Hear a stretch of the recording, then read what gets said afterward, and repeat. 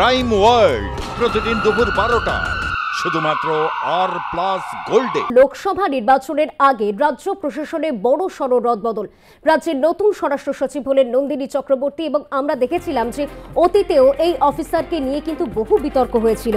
রাজ্যপালের সচিব পদ থেকে তাকে সরিয়ে ফেলা হয়েছিল এবং তারপরে তাকেই দেওয়া হলো গুরু দায়িত্ব। লোকসভা নির্বাচনের আগে রাজ্য প্রশাসনে বড় সড় রদবদল।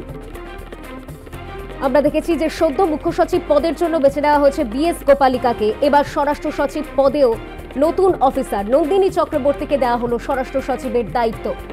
টেলিফোনে রয়েছেন আমাদের group editor in chief Ritabrata Bhattacharya. ঋতব্রতদা, লোকসভা নির্বাচনের আগে রাজ্য প্রশাসনে বড় সড় রদবদল। নতুন স্বরাষ্ট্র সচিব হলেন নন্দিনী চক্রবর্তী। আমরা দেখেছিলাম যে অতীতেও এই অফিসারকে নিয়ে একাধিক বিতর্কের সৃষ্টি হয়েছিল। তাকে রাজ্যপালের সচিবের পদ থেকে সরানো হয়েছে, এবার তাকেই দেওয়া হলো গুরু দায়িত্ব। কি বলবেন ঋতব্রতদা? দেখুন ঈশা, নন্দিনী চক্রবর্তী গত 10 বছর বা 1 দশকের বেশি সময় ধরে এ রাজ্যের অত্যন্ত গুরুত্বপূর্ণ একজন IAS অফিসার।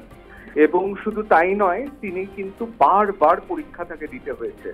যখন 2011 সালে তৃণমূল সরকার আসে তখন আমরা জানি তথ্য সংস্কৃতি দপ্তরের তিনি ছিলেন প্রধান সচিব এবং তিনি কলকাতা চলচ্চিত্র উৎসব হোক বা বিভিন্ন সাংস্কৃতিক যে ক্যালেন্ডার আজকে আমরা দেখি, সেই সময় অবশ্যই মমতা বন্দ্যোপাধ্যায়ের নেতৃত্বে যে তৃণমূল সরকার আছে তা সঠিকভাবে তিনি রূপায়ণ করে তিনি কিন্তু মানুষের কাছে এবং অবশ্যই আমলা মহলে তাকে একটা বিশেষভাবে পরিচিতি লাভ করেন।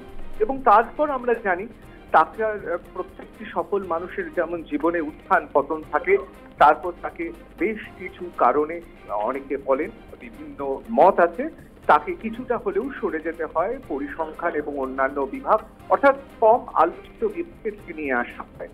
তারপর আমরা আবার দেখি অন্যান্য দপ্তর ঘুরে তিনি রাজ্যপালের প্রধান সচিব হিসেবে তিনি থাকেন এবং সেখান থেকেও তাকে সরিয়ে নিয়ে এসে পর্যটনে নিয়ে আসা হয় এবং পর্যটনে প্রিন্সিপাল সেক্রেটারি অর্থাৎ প্রধান সচিব হিসেবে তিনি ছিলেন। এবার তিনি স্বরাষ্ট্র সচিব হলেন।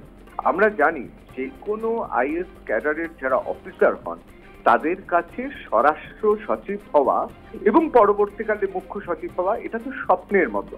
সুতরাং নন্দিনী চক্রবর্তী তিনি কখনোই প্রচারের আলোয় আসতে চান না, নিভৃতে কাজ করেন, তার যোগাযোগ রয়েছে এবং মানে যেটা বলতেই হয় বিভিন্ন মহলে মানুষের সঙ্গে পরিচিতি তার রয়েছে এবং রাজ্যের অন্যতম কর্মঠ এবং তার পাশাপাশি অত্যন্ত সৎ আধিকারিক হিসেবে নন্দিনী চক্রবর্তীকে আমরা জানি তাকে যে 2011 সালের আগেও বাম জমানাতে, সেটা শিল্পের ক্ষেত্রে হোক বা শিল্প নিগমের ক্ষেত্রে হোক, তার খুব গুরুত্বপূর্ণ ভূমিকা ছিল। সুতরাং খুব স্পষ্টতই এটা আমরা বলতে বাধ্য যে তিনি শুধুমাত্র এই সরকারের নয়, তিনি বাম জমানাতেও কিন্তু সমানভাবে বলা যেতে পারে সাফল্যের সঙ্গে কাজ করে গিয়েছেন, কিন্তু কখনোই কিন্তু প্রচারের পাদপ্রদীপে খুব একটা আসেননি। সেই আধিকারিক নন্দিনী চক্রবর্তী তার স্বরাষ্ট্র সচিব হওয়া অত্যন্ত তাৎপর্যপূর্ণ ঘটনা এবং হয়তো আবার কেউ প্রমাণ করলেন যে যারা সত্যি সফল হন তাদের জীবনে ওঠাপড়া থাকে, কিন্তু তারা কাজ থেকে বা কোনোভাবে তারা একাগ্র চিত্তে যে কাজটা করে যান তার থেকে বিচ্যুত হন না। নন্দিনী চক্রবর্তী স্বরাষ্ট্র সচিব হওয়া অত্যন্ত গুরুত্বপূর্ণ এই বিষয়টি, তার কারণ আরো অনেকগুলি নাম ভেসে আসছিল, তারা প্রত্যেকেই দক্ষতার নিরিখে প্রত্যেকেই এগিয়েছিলেন, কিন্তু শেষ হাসলেন নন্দিনী চক্রবর্তী। নিশা, অসংখ্য ধন্যবাদ ঋতব্রতদা আমাদের সঙ্গে থাকার জন্য। রাজ্যের নতুন স্বরাষ্ট্র সচিব হলেন নন্দিনী চক্রবর্তী।